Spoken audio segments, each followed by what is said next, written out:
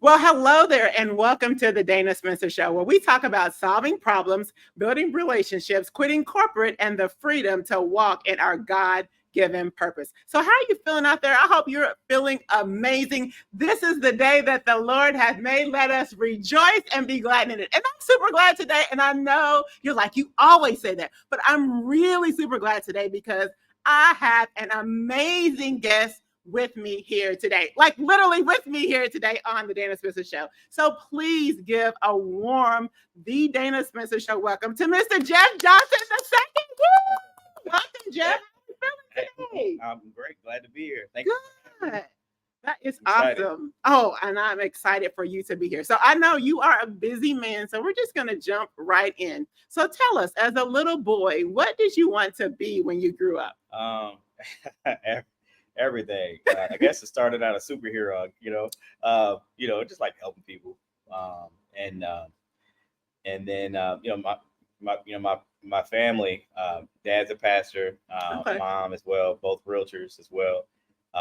Grandparents, family, pretty much the whole family. Aunts, uncles, grandparents, aunts and uncles on both sides. So dad found his long lost half brother, and Oh, wow. he's a realtor, and so it's in the blood.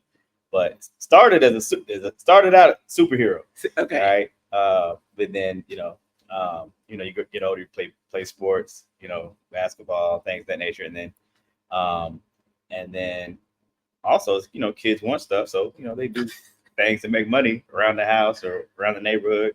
So we did all that, lemonade stands, you name it, raking leaves around the neighborhood, all those different things. So just successful pretty much. So So, like, and entrepreneurship sounds like was in your blood as well. oh yeah, definitely. From again both sides of the family. My mom is agent for over 40, almost 40 years. It'll be 40 years this year. My Her brother, which is my uncle, and his wife, my aunt, both realtors. Their dad, Oliver Buckner Sr., started the first black owned business in downtown Louisville, um, Buckner Realty, marched with Dr. King for fair housing in the 60s. My grandmother as well. Then my dad got licensed, my little brother. I'm like the only one not licensed as a realtor. Then, like I said, my dad's long lost half brother that he found recently, realtor. That's He was licensed. crazy. Yeah, Wow. so I'm like the only one, you know, so far. So, but yeah, Right. And you're still young. I'm like I just help them and everybody else, so they can be a realtor better.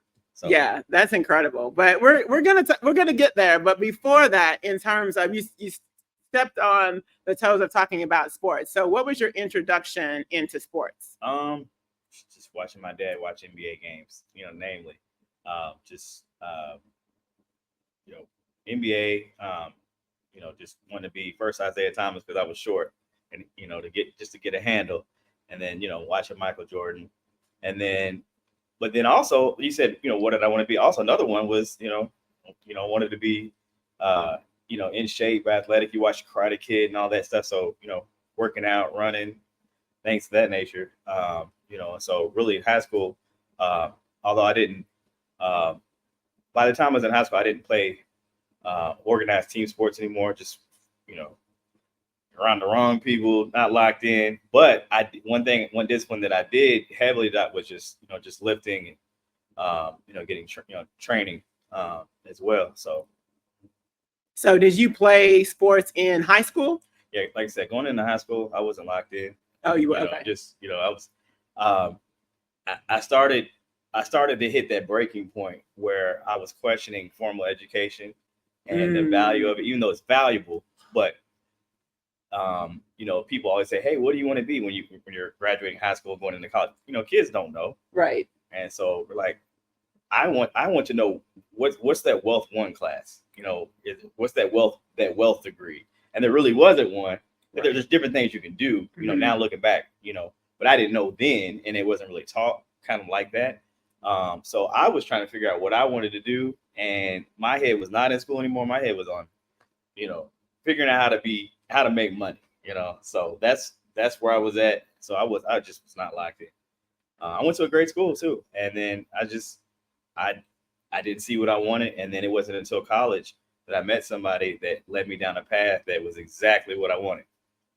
So if you were in high school and you weren't really with the whole, you know what, I'm not seeing the wealth that I believe that I can attain. Mm-hmm. So what made you go to college? It was just something we're just taught to do, just That's something true. you do. So just go do it.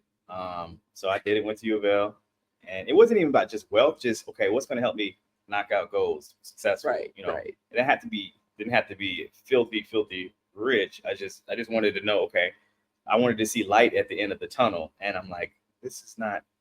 But I went to college and picked business. I said, okay, maybe so I'll go to the U of L business school. I'll focus on marketing. Actually, I take that back. Let me rewind it. Okay.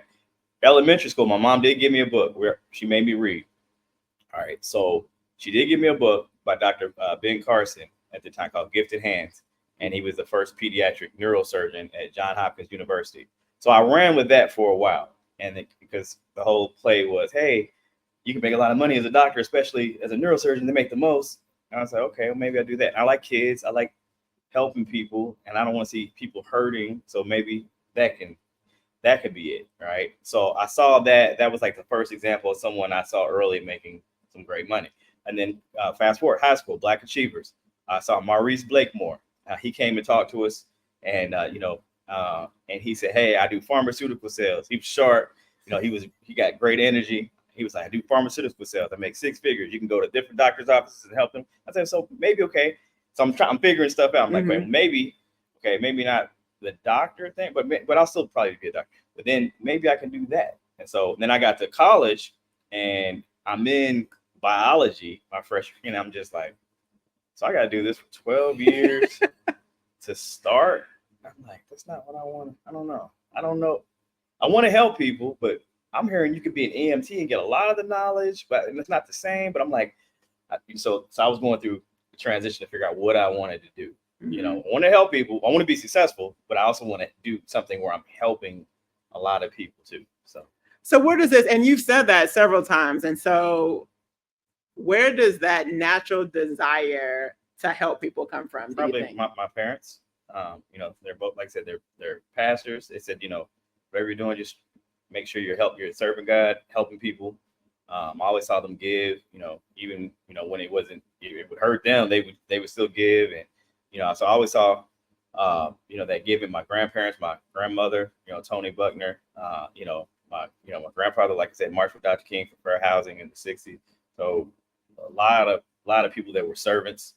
I grew up around, so they always said focus on helping people. So that just makes me think about, you had just such a strong heritage growing up, thinking about the people who don't have that. Right. And so just being blessed to have that heritage and having someone to look up to. Yeah. And when you think about a lot of the young men in our community that don't have that, right, it kind of explains where we are today. Exactly. And I saw them.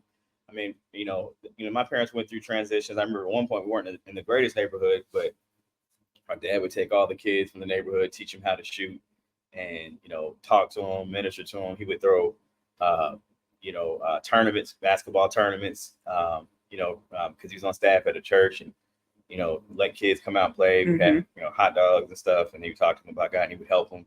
He would encourage all my friends, my best friends. Their dads weren't really there, so like again, some of them, I was going one direction with them, but then my dad was going with the friends and then bringing them back over here. And then now to this day, several of them, he calls them like my son, and they call him dad because, that relationship, that was built, mom too, she would help him too.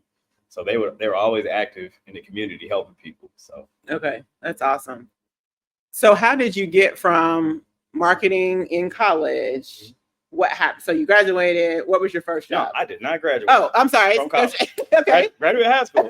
Right. So with college, it was, again, the focus at first was biology because I was like, okay, right. Doctor, okay. Right. Not just for the money. I wanted to help people, but I didn't mean to stop you right there, but it's like people have this thing about money, but at the end of the day, you need money to help people. Right, you need money. It's hard to help people if you don't got no money. Right. I'm just saying. So go ahead. I apologize. The poor is not be one of them, right? Somebody hit me up with some money the other day, and I was like, showed you a business to help you make money. So so yeah. So, but yeah, so I was in college freshman year, biology again, not locked. It just was not it. So I was not locked in. All right. And then, set my sophomore year, kind of more the same. And then my third year, a friend of mine, she introduced me to a company, and I'd been introduced to this industry before, but didn't really do anything. But I knew her, and I was doing different things. I would sell different things, like you name it. I would help my friends promote parties, just to different things. Um, um, That was that marketing in you. yeah, and like I sold bootleg CDs, right? I had a website I could get Jay-Z 3 weeks earlier. My friend of mine would do it, and then get it to me or whatever. My brother's real tech savvy, so or I go to Atlanta. I had T.I. CDs in Louisville before T.I. had CDs in Louisville. It was crazy, but people knew me that I was making money, Right.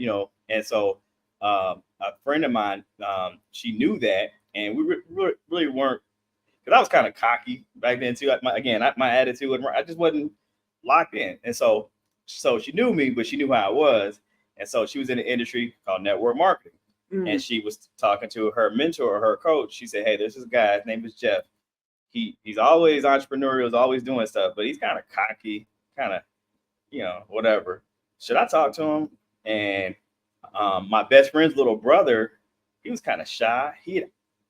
She had actually introduced him to that project, and he was kind of trying to reach out to me about it, but I didn't really know what he was, because he was so shy, timid. I said, "What's going on?" And he would say, "Hey, I want to, kind of talk to you about this opportunity." I'm like, I didn't really understand what he was getting at, but then but she was pretty direct. And then she reached out to me. She said, "Hey, I want you. Are you open to making some more money?" I said, "Yeah." She said, "Well, I want you to come over to my apartment on Sunday at 3." I said, "What?" I said, what are you talking about?" She said, "Just come over to my apartment Sunday at 3." I said, "All right, well, when I get over there, don't try." She said, "Boy, just be at my house Sunday at 3." I said, "Okay, all right." So she came, showed me this opportunity, put me on the phone with her her coach, who became my financial mentor. And at the time, this is 2000. This is 2002.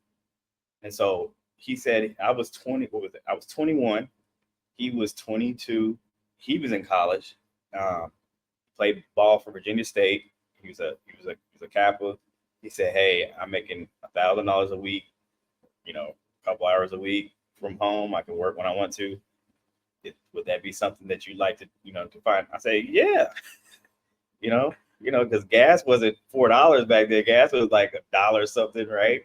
A gallon. It was a little bit different. So 1,000 a week to somebody that has no bills, no nothing. Right. I was like, "Yeah, let's do it." So got started in that project within an hour, made a few $100, offering a legal service plan, and then we began to offer that service and build a team of people to offer the service as well. And the main thing I got from that was the personal development. You asked about the books. That's what got me reading, because my mom she made me read. That company made me want to read, because I now had a reason. Okay, the more I read, the more successful I'll be, and the more people I can help impact. I said, so okay, so that started me down that path. So you had that foundation of loving to read, because you've heard that readers are leaders, that whole thing, and so you knew the importance of reading. But yet with college, it was like I'm not saying they had you reading the wrong things, but you weren't reading the things that you knew were going to get you to wealth. Exactly. In an accelerated fashion, right? Because we want to make money quick, right? Exactly. So you're doing this network marketing thing. How do you get into credit? Okay. All right. And credit repair. Okay. So working that project, we offered legal services. We had some success, and then a few years into that project, I was doing pretty good. Had a relationship with the law firm that that legal service had a contract with, and then I had a friend of mine who was also that company. He wasn't tied to me directly. We just met each other at a conference. He was in real estate, and he said he had a program for credit, and credit, and he shared how he came back from bankruptcy after recovering from cancer and fixed his own credit and came up with some steps. And then part of that process is to send dispute letters to put the burden of proving those negative items under on those companies, those creditors, which is under the Fair Credit Reporting Act. And he recognized that attorneys can send the letters. So we had attorneys with that service. So we reached out to the attorneys to see, hey, can we offer, because a benefit of that membership was to send letters and phone calls. So the law firm really didn't want to be labeled a credit repair type of thing, so to speak. And so we had some clients have success with that, but they really didn't want to be labeled credit repair, so kind of backed off with that. And then that company that I was promoting went through some changes. So I started working on some other projects throughout the years. And then my mother in real estate had a real estate friend say, hey, there's another platform that's offering credit repair, and my clients need help getting approved to buy a house, especially after recession and 08 and all that. So she said, hey, and they also have a network marketing component. Would you want to offer that? And I said, well, I'll at least offer the service. I don't know about offering another network marketing type of thing. I love it. I love network marketing, but I said, let me test out the service first with this platform. So we began to do that, and then it just took off from there with that particular platform, offering just a service. And a lot of people started getting some great results, getting negative items deleted, getting approved for houses and things of that nature. So. All right. So now you're really coming down my lane. You're really coming down my lane. So I just recently got my real estate license. Congratulations. Thank you. Thank you. And so if one more person tells me that they have bad credit, I'm going to scream. Yeah. So tell us some simple, quick, because, it took us 30 years to get this bad credit that we have, right, but we want it fixed immediately. Right. Because my credit score is, let's say my credit score is a 400. Mm-hmm. What are some things that I can do to get it up to a 620 in like 30 days or less? Oh, man. So it's a process. Okay. It's a process. Okay. It's kind of like losing weight or getting in shape. Not even losing weight, but just getting in shape. That's a process. Because some people don't need to lose weight. They need to gain weight, but they need to gain the right type of weight. Right. So it's a process. So I always kind of, talk to people about that. Because I went through that process too, gaining and losing, again. All right. So you want to stop focusing on the score as much and start focusing on the rating, the credit rating. Okay. Because the rating, there are multiple scores. You got a car score. That's a little bit different than your car insurance score. Because the car score is going to check to see, have you had a car loan previously? Car insurance is, they're going to, kind of check to see, have you had car insurance recently?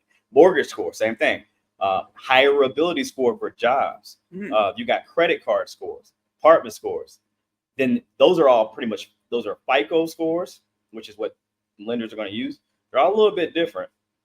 But then you also have, the Vantage score, which is what Credit Karma uses. Lenders don't look at Credit Karma scores.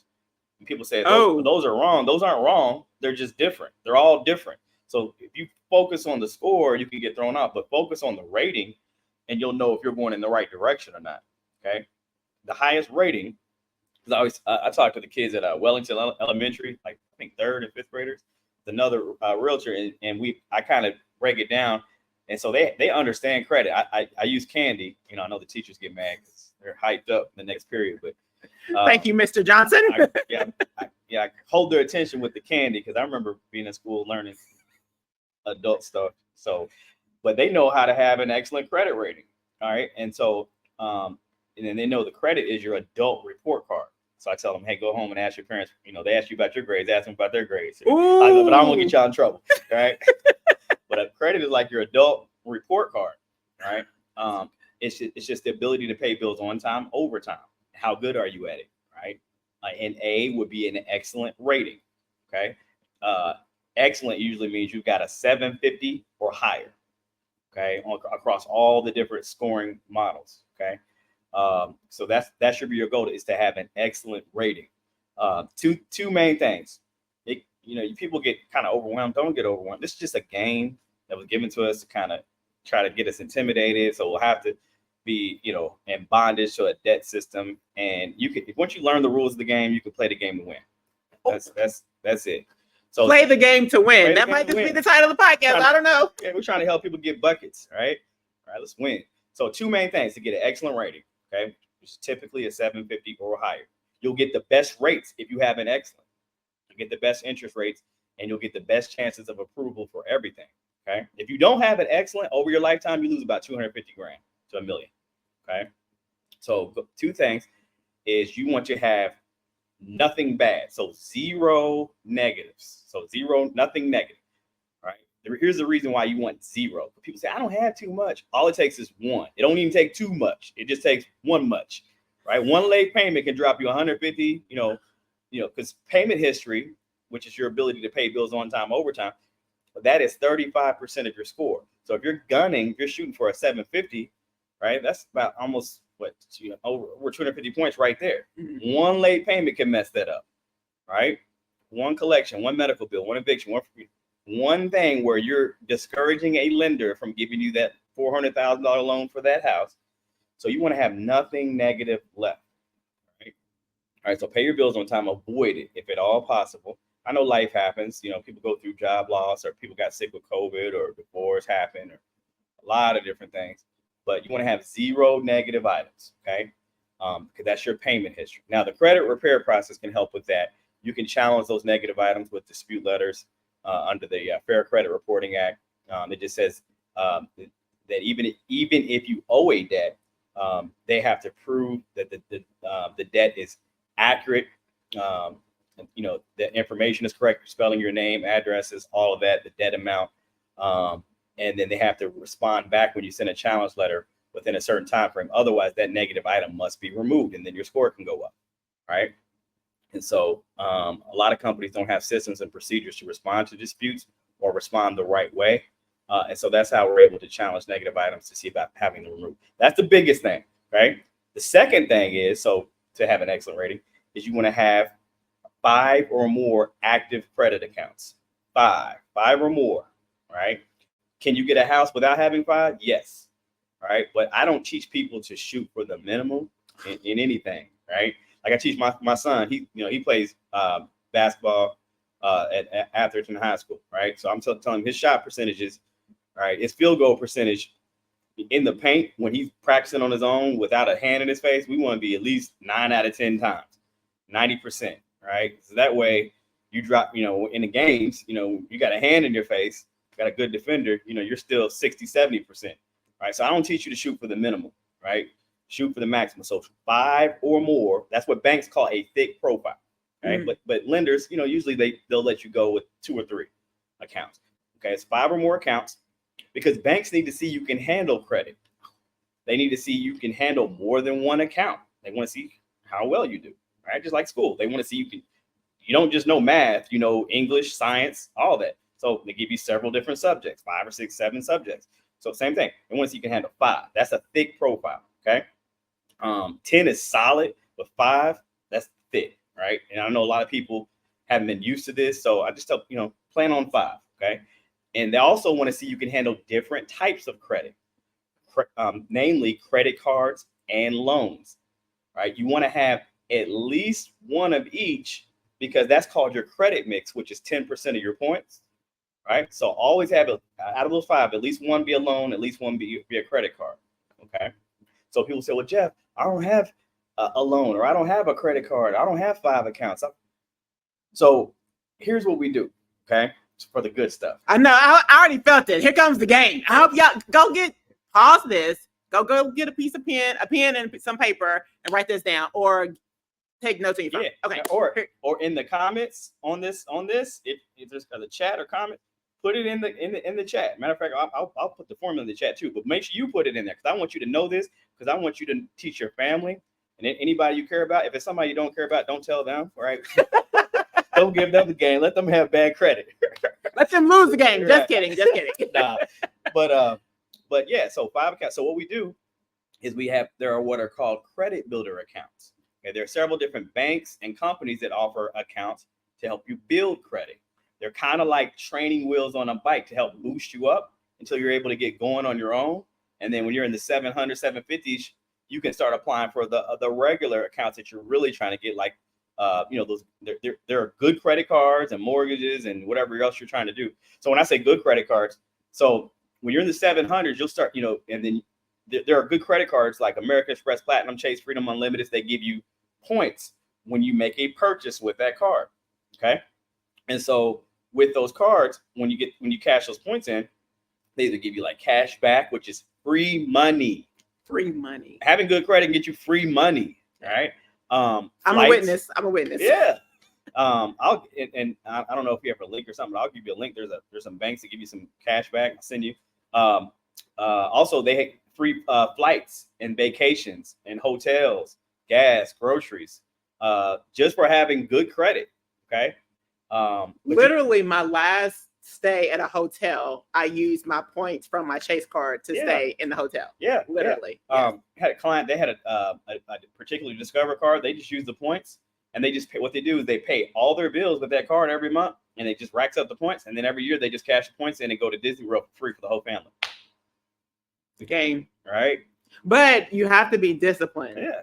But you're going to have to be disciplined anyway. True. You got to be disciplined with your health. You got to be disciplined with work. You might as well just be disciplined with your finances to grow your wealth. Fair enough. Right? Yes. So we have credit builder accounts just to help boost you up. So we have what are called secured credit cards. That's just where you take your own cash. So a regular credit card, you just apply for it. If you have good credit, they'll say, hey, we'll give you $1,000 on this card. You can use it every month. Just pay it back. Okay. So secure credit cards, your score is lower, so you're not going to get approved for the regular cards. So you're going to have to use a secure card. You just take your own cash, anywhere from usually about a couple $100 to a couple thousand, put it on the card, and then the way you use it to build your credit is just buy something that you're buying already. You're purchasing already every month, like pay your cell phone bill, buy some groceries, buy your gas. Right? Don't spend it on a shopping spree or vacation. Don't use it as a loan for that. Just buy something you're buying anyway, and then by the due date, pay it back. Usually the statement date, which is the day that they report to the credit bureaus, is about a week or so after. All right, so just pay it off by the due date. All right, let it sit for about a week or so to the statement date. The day after the statement date, all right, you're good. You can spend again, and then that'll build your score up. The due date is the date they calculate the interest. Right. So if you want to avoid interest paid by the due date, right, the statement date is the day they tell on you to the credit bureaus how well you're using it. Right. So if you want to make sure by the statement date that if you don't pay it off, make sure you don't owe more than 7% of what your limit is. 7%. So here's an example. Yeah. So if you owe, if it's $1,000 card, okay, $1,000 a limit, you want to show on that statement day, you want to be able to show banks, hey, I haven't spent more than $70 out of this $1,000. I still got $930 left to spend, because that makes it look like you're not desperate for the cash on that card. Ooh. And they'll be able to trust you that you can pay a mortgage payment. But if you got it maxed out, they're going to say, how can she afford this mortgage payment and she's using every dollar on this card, right? If that's going to drop your score when you go over 7. They say 30. I'm telling you, there's a difference. Stay under 7. Oh, thank you. I've been giving y'all false information. I've been saying 30%. So 7%. I see 30 everywhere. Yeah, stay in the single digits. Right. And if you want to avoid interest, just pay it off. Okay. So I just tell people, hey, find a bill, put it on that card, pay it off, and then repeat every month. Put it on auto pay, like get a Netflix subscription, right? Put it on auto pay with that card, and then put your debit card on auto pay to pay the credit card back, and just repeat. Then 6 months, you'll have some decent payment. Your score is going to start to go up. You can start seeing your score go up in 30 days, but give it at least 6 months to a year. Most banks want to see at least a year average age. Okay. So we use five or more credit builder accounts. Okay. If you don't have a loan, okay. Some people say, I have credit cards. I don't have a loan. So should I just go get a card just to have a loan? It's like, no, don't do that. All right. Here's another credit builder account, another training wheel. It's called a credit builder loan. There are several different banks and companies that offer credit builder loans. All they are is just a savings account that builds your credit. That's it. It's just a savings account that builds your credit, right? Because you should be saving anyway, so you might as well make it work and build your credit for you, right? So there's savings accounts that build your credit. There's different ones, anywhere from $15 to a couple $100 a month, $15 to a couple $100 a month. The more you do on the credit builder loans and the secure cards, the faster it's going to help your credit. and bet, more is going to help your credit. But just do what you can at first. Make sure you have 5 accounts, okay? And then if you need to add more over time, you can. But they're credit builder loans, okay? And so I had a client. They went from a 514. They had no loans reporting, and they did a credit builder loan where it was like $25 a month. The first month, their $25 payment hit. Like 30 days later, their score jumped 80 points to a 594. Wow. Because that completed their credit mix part of their score. Okay. So it sounds like what you're saying is it's case by case. Yeah, it just depends on what's on your profile. Same thing, like some people might need more protein in their diet. Some people may need more carbs, just depending on what you're doing. Like my son, again, I'm gonna go back to my son. He's a basketball player, so he needs I'm trying to cut right now, so I'm cutting my carbs. But right now, he plays basketball. He needs more carbs to burn he needs more energy stores. So the problem is those of us who are not moving are eating too many carbs. Right. Yeah, they say like in your heavy lift days, get more carbs in, but the days you're just chilling, get more protein so you feel satiated, feel fuller. Okay. Right. And then, so the caloric intake, decreases to get you at the where you need to be. But yeah, so what I do when I do consultations, when I speak to a client, I break down their profile to see exactly what they need. Okay. The second biggest thing is make sure on those credit cards, like I said earlier, is the 7% or less utilization. That is 30% of your points. Maxing out your card can hurt you almost as much as a late payment. Okay. So that's the second biggest thing. Third biggest thing is age. That's another reason you want to get these 5 accounts going ASAP. You want the clock to start ticking. Okay. Again, most banks will give you a mortgage if the average age of your accounts is about a year. I know some banks, a couple of them go as low as 6 months. But the closer you get to your accounts being 5 years or more, all right, I'm trying to find a camera. Okay, 5 years or more, so we're with my left hand. The more points you're going to get on that part of your score. Age is 15% of your points. Okay. The longer you've had accounts open and in good standing, the better, because you look more dependable over time to banks. Because the definition of credit is the ability to pay bills on time, over time. On time, over time. Not just 1 month, but over time. Right. So that's 15% of your points. So that's like 100 points right there. Okay. And then last is just make sure you don't have any more than 3 inquiries. If you have more than 3, you're applying for everything. Some of y'all know who y'all are, applying for stuff. You got a 450 and you apply for that. Good well you're not getting that, right? Just wait, just get 0 negatives, 5 active credit accounts. Keep those credit cards below 7% on the statement date, right? Make sure the average age is at least close to a year, right? But closer to 5 years. But don't be applying for that. But so if you have more than 3 inquiries, it makes you look like you're desperate for credit. All right. It tells the story on you. It's like that guy in high school that was trying to talk to all the girls, and all the girls knew it, right? Right. And then they were like, you look desperate, right? Banks look at you the same way. Same thing, vice versa. You don't want to look too desperate. So banks are like, hey, but if they see that you got approved for different lines of credit with high limits, this bank gave him 10 grand. Okay, well, we can trust them with our 10 grand. Or right. So now dealerships, they do that. You go to the dealership to get a new car, they run your credit 15, 30 times. Right. So go to a credit union, or bank, fix your credit. They'll run your credit once, they'll give you a check, then you go to the lot and then pick out what you want. That's the best way to do it. So you don't get those inquiries. Now, if you do have inquiries and they're not attached to an open account, they can be disputed as well.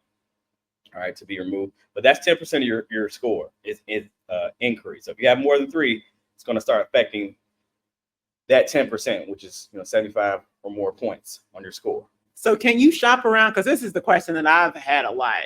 Is, let's say they tell you not to go with just like one lender. Mm-hmm. So if I'm about to buy a house, mm-hmm. Can I go to lender A and B and C and D?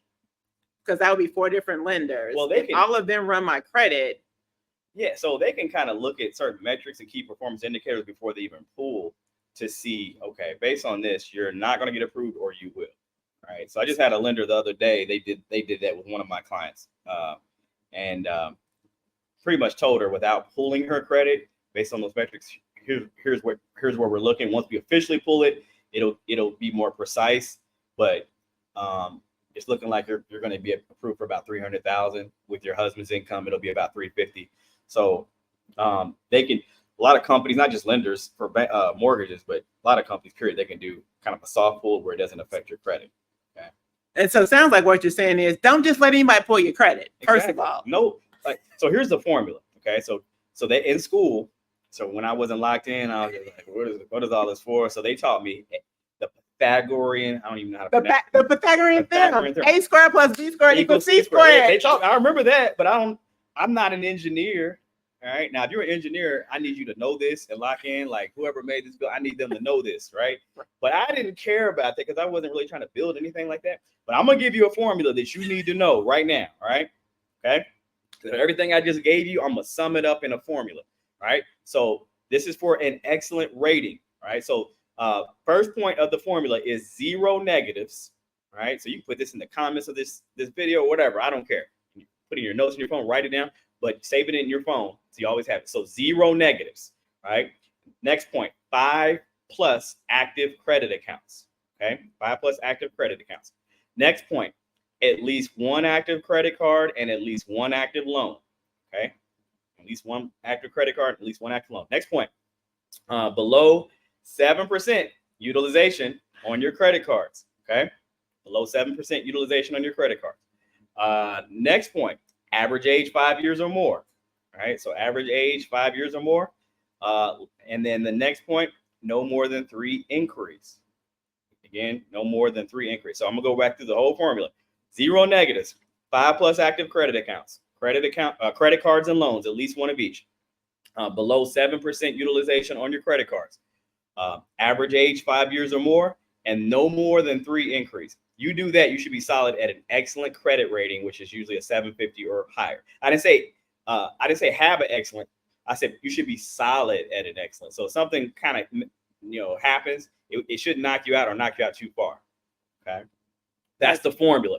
That will save you about $250,000 over to $1 million over your lifetime in fees, interest, approvals, you name it. If you don't have an excellent, you're going to lose about 250 grand, get turned down for jobs, because jobs run your credit, get turned down for the house. You're going to lose it renting instead of owning. You're going to lose that on car insurance rates, because car insurance is determined by your credit, higher interest rates on your car, all that. So if you do that formula, you can have everything pretty much locked in within 6 months to a year. You can have that done. Right. You heard it first, 6 months to a year. And I'm going to need you to, and I was trying to do Z571. So I need you to come up with an acronym for your formula. Okay. Yeah, we'll work on that. And I'm going to make some t-shirts or something too. Exactly. Yeah. And people were like, what's the Z5571? But what's that for? And then, because I promise you, y'all, please stop saying you have bad credit. Say, I'm currently working on it because I'm going to reach out to Jeff. That's what I need you to say. Absolutely. So what can we tell us? Everybody loves a success story, right? Tell us about a client or a couple clients where they maybe started off, you said one, but someone where their credit was really bad, or they filed bankruptcy, or maybe they even had a foreclosure on their credit, and you helped them, and now they're in a house, or some sort of success story like that to make us feel good. Just something yesterday. So I just had a client. I posted it on my Facebook page. Just Jeff Johnson II, Jeff Johnson II. So I'm excited for her. She's a teacher, and so she went through 1 round of challenge letters. I usually tell folks give it at least 30 to 45 days because the bureaus have to investigate and respond back. Then we'll do it over and over again every 30 to 45 days. Give it at least 6 months. Could take a year, could take a month to get everything done. Just depends on how hard the companies fight back. And usually I look at people's credit reports and I see about 20 negative items. Right. So this particular individual, she had a little bit less than 20. So after 1 round, she had $12,000 in collections removed. So she started about a month ago. She had about $12,000 in collections and negative accounts removed. This is just something I just pulled a report yesterday. Right. Just had another client. She started with me in March. A friend of mine. She was in the 500s. And then she had about 20 as well. In the 500s. By May, she was in the 700s with her score. Okay. because I gave her the same game plan: 0 negatives, 5+ active accounts. She started adding accounts. She added credit builder loans. She added secured credit cards. In May, she was able to refinance her monthly Jeep payment, and got $100 a month knocked off of that because of her, and then got a lower interest rate. So she was excited about that. Had another client, Angela. I was excited for her because in November she was like, "Hey, do you think in 6 months I can have my credit where it needs to be to get a house?" And I said, I don't guarantee time frame. It's kind of like weight loss. You don't know how long it's going to take, but if you do the activity, you'll get where you need to be, right? So I said, if you do this, is 0 and 5 formula that we just named it. Z5. Right? Yeah, Z5 formula. I like that. All right, so you do that, you got a shot, and we just see where we are. So she didn't have 5 active credit accounts. She had some negative items. She was a single mom. Her daughter was sick, and in the hospital, frequently. So she did that in November. April, she was meeting with her loan officer. By May, she was approved and closed on her house. And then her daughter was in the hospital, but she brought her home from the hospital instead of renting to her new home. And then she listened because she needed a car as well, but she got a brand new cherry red SUV, and she waited until after she got the house to get that, a couple months later. So she's pretty excited, about that process, right? So that's incredible. So we will put. So do you have? Now, here's what I tell people too. Yeah. When you get approved, when you get the house, right? Here's what we have to do. Okay. All right. So you're gonna have a housewarming party. Here's my requirement. Right. If you can cook, right, and you have that housewarming party, I need the invite. Now, if you can't cook, I'm gonna just tell me, you're good. I'll just tell you congratulations. But if you can cook, he was like, high five. Yeah, we're coming over. We're gonna celebrate. Okay. Yeah, that's incredible. I love that. So no more saying that you have bad credit. Right. And we're going to use Jeff's Z5 formula in order to improve our credit score. Let's get it. And we're going to get our house, and we're going to stop losing the money. When you said, I think we don't realize that, right? And people are talking about, they've been renting years and years and years, and they don't realize the loss. They're like, oh, they can afford the rent right now. Here's the thing. Rents are going up at crazy amounts. Right. I promise you the rent increase is outpacing your income increase. Mm-hmm. I guarantee you that. Yep. So you cannot continue to rent. It's going to catch up with you. Yep. But I just love what you said. And because I know you say you don't give time frames, but to hear these testimonials, there's a light. You just got to start working on it and start working on it now. So I have this thought of home for the holidays. Like people who, potentially don't think that they can buy a home. Right. Let's work together. Let's get some workshops going. Let's get some information so that you can be home by the holidays. Absolutely. I had another client. I'm going to give you another example. She started with me about a month ago. She said, hey, I was working on my credit on my own, doing it myself, and I thought I was doing good. Then these 2 collections came out of nowhere. Because sometimes companies hold back negative information and then just hit you out of nowhere, and boom, they got it on your credit report. So she was like, all right, I need to get my credit worked on. And so she had about 4. And so she said, I'm working with the builder. We're trying to be closed by December. And so that's about a month ago. Went through 1 round of letters. And then she just gave me a ring yesterday, or messaged me and said a couple collections I've already got knocked off. So she's trying to be home for the holidays. So yes. we're on track. So do you have a specific program or a coaching? Like, tell us about that, because I want to transition to something else. Absolutely. So what I just tell folks to do, reach out to me at 502-356-8708. Again, 502-356-8708. I give you a game plan, because some people don't need credit repair. And so if you don't need credit repair, I'm not going to tell you about something you don't need. Or some people, they need credit repair and they don't need to add credit builder accounts. So I break down your profile to see exactly what you need. And then I'll give you some accounts you can use if you need accounts, or if you just need credit repair, I can help you with that. I just break it down based on what you need, and then we give you a game plan to execute from there. Okay. Well, and I don't know if you all missed it or not, but we're talking 6 months to a year. Okay, I'm about to say something that's gonna hurt, so I apologize in advance. You've been trying to work on your credit for years, and it hasn't gone anywhere. So why not get with a professional? That's what we're so afraid of. We're so afraid of reaching out to attorneys and accountants. Get with a professional that can help you quickly. Absolutely. And they've done that. If they're watching this, they got with you, because I just gave you the formula to do it yourself. We just haven't really been taught in a formula. Z5, 0 negative, 5 plus active credit accounts, credit cards and loans, at least one of each, below 7% utilization on your statement date, average age 5 years, no more than 3 inquiries, and you're on your own. Now, if you want to help you with the challenge letters and that process, will help you. But that's it right there. Wow. So just real quick, the 7%. So if my cards are maxed out now and I want to get to that 7%, do you have tips for me in order to get my credit utilization under 7%? Yeah. So if you're able to, if you can make that payment on the statement date, make sure it's paid down. Okay, I know it's maxed out because we probably have some bills to pay or something.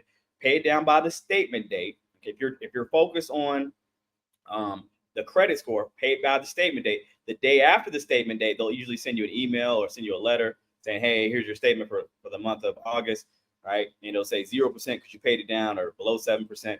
And then the day after the statement date, you can use that money to pay some bills, do what you have to do.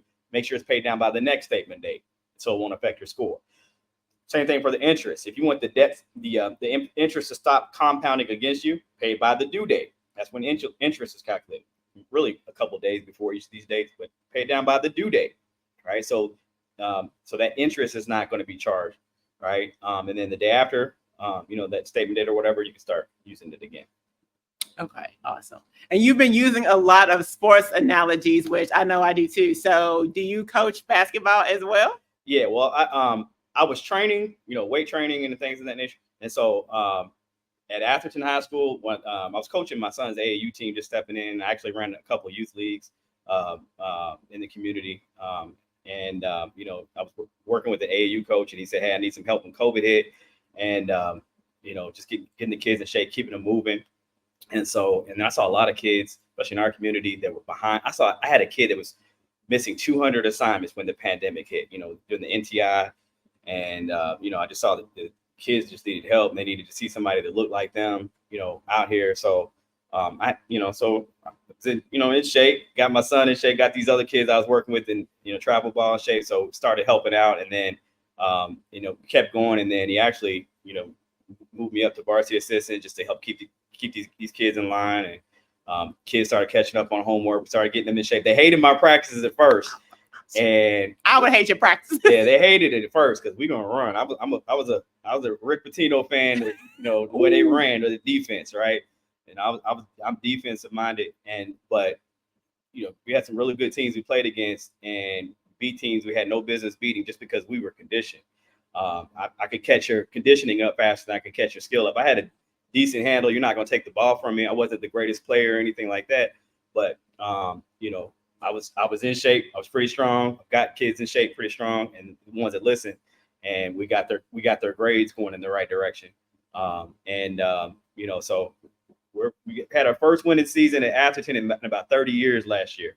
So we're pretty excited. We got some good things coming up this year. So, and I've seen. So I go watch football games and basketball games all the time, and I've seen the windedness with the players. Oh yeah, like.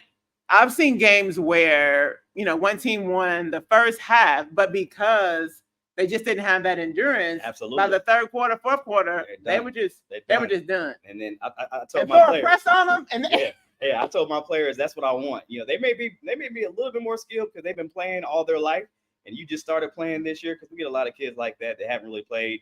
So just kind of like my dad, he would just teach kids how to shoot, teach how to hold the ball. That's kind of what I started, breaking kids down. But then I said, hey, we're going to be in shape, though. And they're going to give you that look in the eye in the third quarter. Like, man, we're up by 5 still.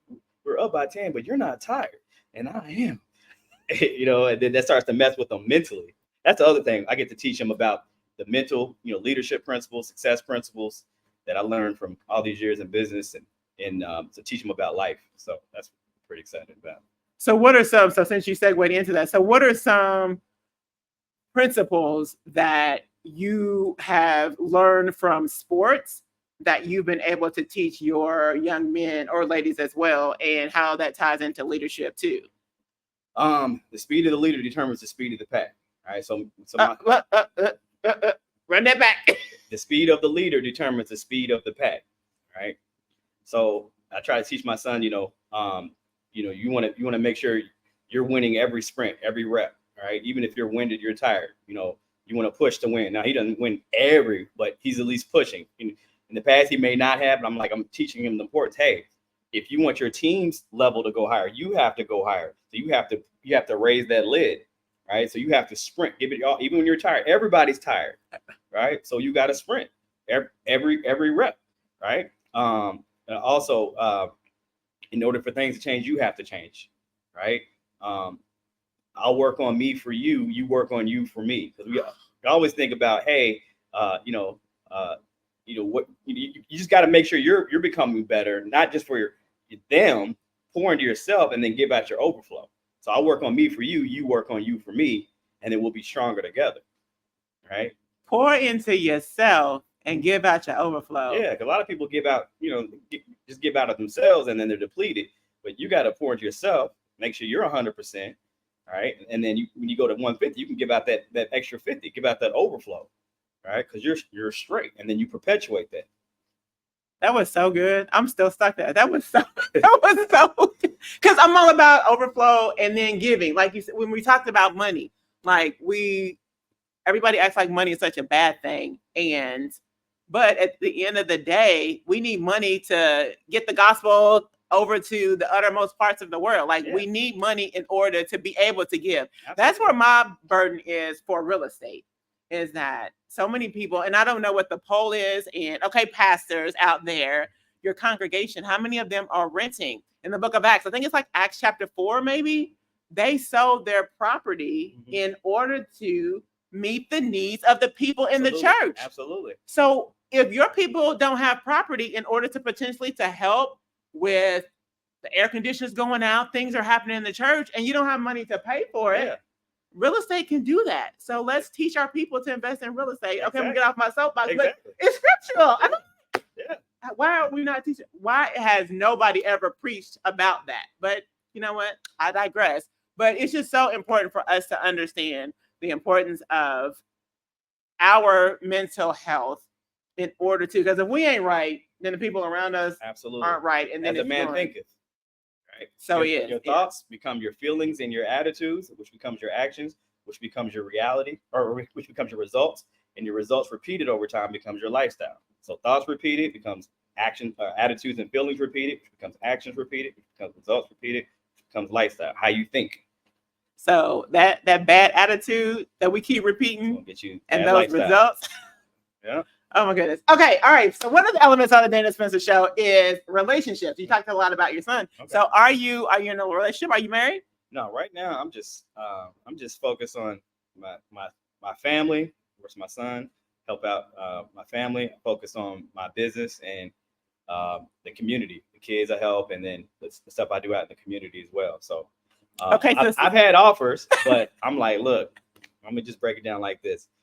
You're not gonna like me right now. I'm in the trenches, right? And so it's just not gonna work, all right? Because I know what a relationship takes. I've been in relationships, and I just know I'm not gonna be able to give what you need at this point, because right now I'm called to do this.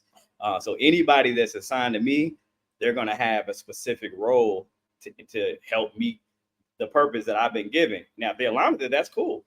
But if it's anything that's taking me away from what I'm called to do right now, I don't have the time, I don't have the energy, the money allocated to do that. So I'm locked in. All right, but relationships are great. We're put here for relationships, and everyone has different seasons in their lives to do that. So, okay, you alluded to it. I got you out there, sisters.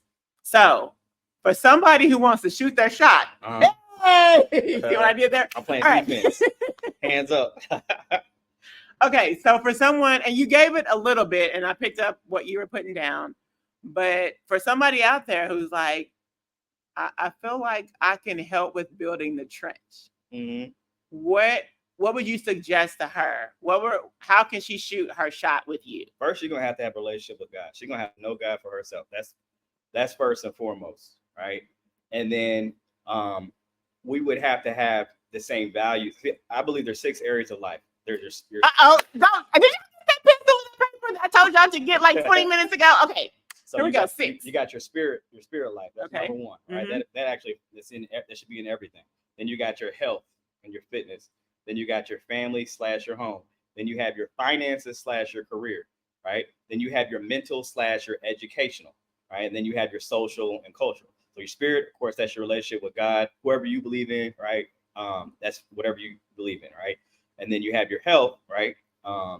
We have this dirt suit that our spirit is put in, right? We got to protect it, we got to build it, make sure you preserve it, right? Then you got your family and your home. That's your foundation. That's the real generational wealth, is your family, right? Because that's your legacy, right? And then your home, and then also you have your job or your business, and then your investments, right? So that's your finance / career, okay?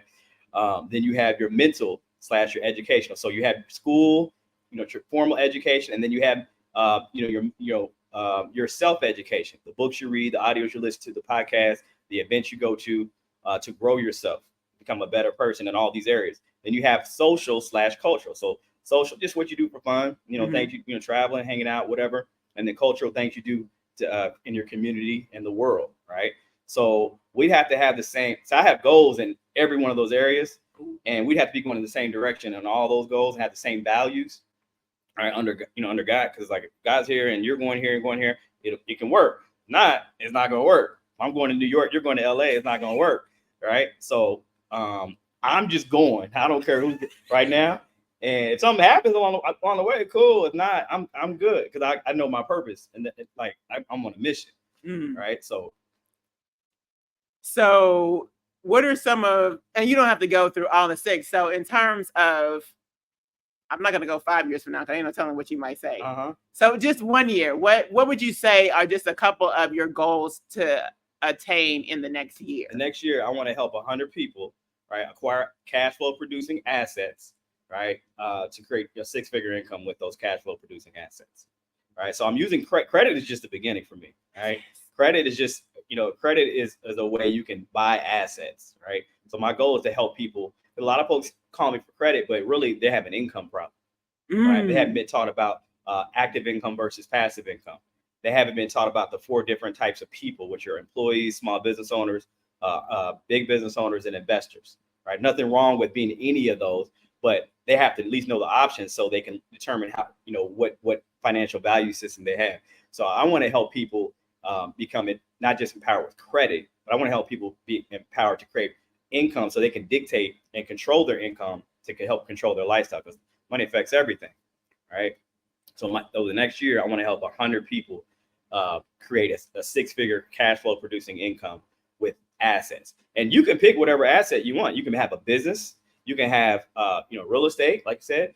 You can have stocks, right? You can get dividends, things that some people do, crypto, commodities. It depends on what you value. So, some personalities, they're different. Some people just love real estate. I have a friend, she just loves decorating and all that. That's what you love. I like businesses, because it's like coaching, because and especially network marketing, it's like coaching. It's helping people set a goal and win. So, but that's my goal the next year. Yeah, that's incredible. And I'm feeling I know you have a lot of real estate agents in your family, but I'm definitely feeling a workshop or a partnership or something as a result. I work with a lot of realtors. Because I'm trying to help. That's another goal. I want to help increase the home ownership rate, especially in our community. All right, I'm working with the platform, and they want to increase the rate, the home ownership rate for all people, not just one specific group, to 75% for all. Right. My favorite Bible verse is Isaiah 61. I